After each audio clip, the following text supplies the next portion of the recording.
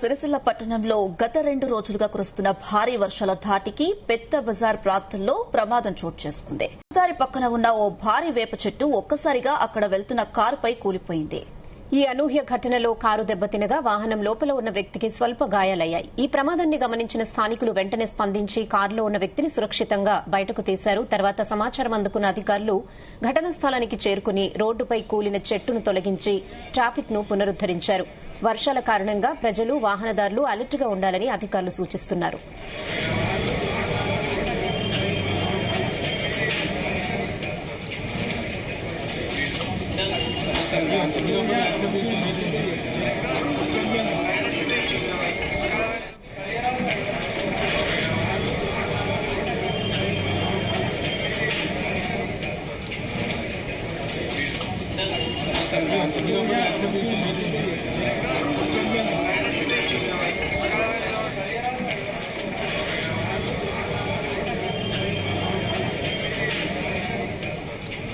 కాగా గత 2 రోజులుగా జిల్లా వ్యాప్తంగా వర్షాలు దంచుకొడుతున్నాయి. ఇవాళ కూడా అతి భారీ వర్షం పడే అవకాశం ఉందని వాతావరణ శాఖ సూచించింది. దీంతో ప్రజలు అప్రమత్తంగా ఉండాలని, అత్యవసరం ఉంటేనే బయటకు వెళ్లాలని సూచించారు.